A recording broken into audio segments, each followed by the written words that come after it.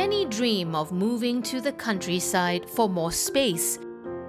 But Alan Casal and his family decided to downsize when they moved from Kuala Lumpur to a small rural area an hour away. Hello, welcome to our tiny house. Ready, 1, 2, smile. Alan, his wife Irina, their 3 children, and 3 pet cats now live in this tiny home in the Malaysian state of Negeri Sembilan. The home is 28 square meters or around 300 square feet. That's about 1/9 the size of a tennis court. Here's our dining area, our full kitchen.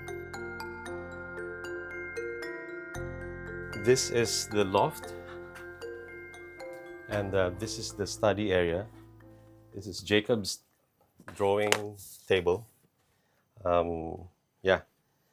And then here, right over there, is our another loft for my boys. This is where they sleep. Jared's study, a keyboard there. This is where Jared sleeps. And then this is Jacob's bed right here. Small, yeah. But I think it serves its purpose. The family used to live in a home more than 3 times this size in Kuala Lumpur, where Alan worked in publishing. But they decided to downsize in search of a simpler life with fewer financial commitments. Back in the city, we are stressed, and because of that, we tend to think, I need to reward myself. I need to get something. Even though just a 5 ringgit thing that I don't need, I would just maybe probably buy it because I think I needed it. But in fact, it doesn't give any fulfillment, you know. So that's why we ended up a room full of rubbish, you know, of things that we don't need. That's why we chose a tiny home instead of like a bigger home. Now we have to think twice before we buy anything. Firstly, do we really need it? Secondly, do we have space to put it? While it's small, the family didn't compromise on modern comforts like air conditioning and appliances. To fit a family of 5 comfortably in such a small space, every inch was carefully designed. They added a loft space for their children to sleep and also customized their home to make sure there was enough space for everybody on a busy school morning. One of the really unique features of the house is that we separated the toilet and shower area into 3 separate spaces. So right over here, we have the basin. And on this side is our toilet. And right here on this side is our shower. So having these 3 separate spaces means that all of us can use it at the same time.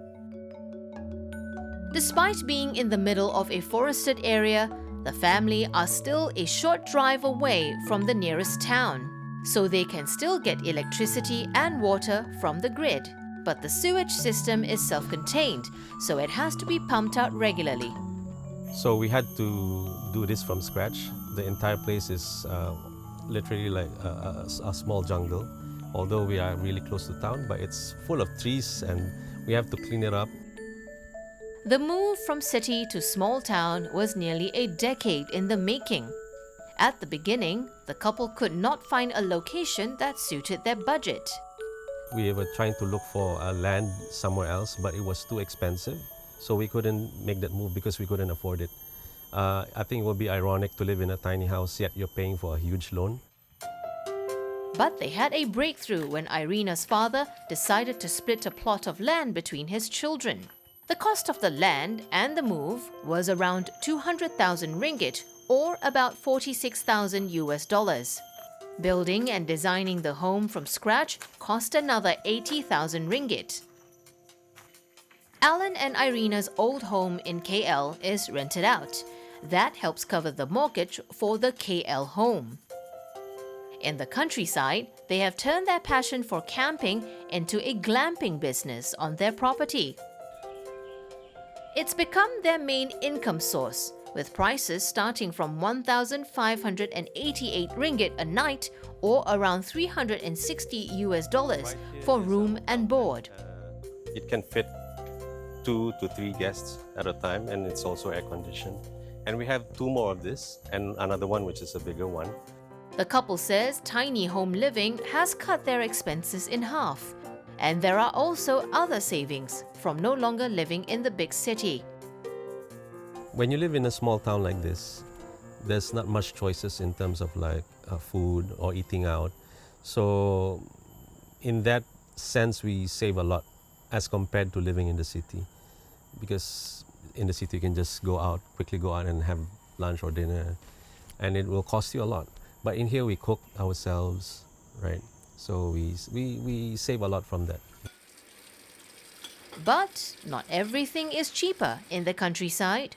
Comparing the cost of utilities between the city and here in the tiny house, I would say that let's start with the water. While we were in PJ, in Selangor, during the time it was free. So now in Negeri Sembilan, we have to shell out pay for the water bill. So in that case, water bill is more expensive here. Jared, dinner time. Come on. Let's go. When living in such a small space gets claustrophobic, enjoying the outdoors helps. Jacob love fish, right? Mommy cook fish. Yeah. Yummy.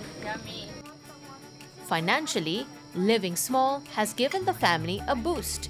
They not only save more, they are also earning 50% more from their business compared to their previous jobs. Even if being self-employed comes with its own set of challenges. There's more security as an employee because you have a monthly wage. Having a business, being self-employed actually is a little bit challenging in that case because, if you dilly-dally, you laze around, then you know what it means, right? For now, there are no plans to expand the home or the business. They say their lives are richer, even in a smaller space. We have time for the family, we have time for ourselves. I think we cannot replace that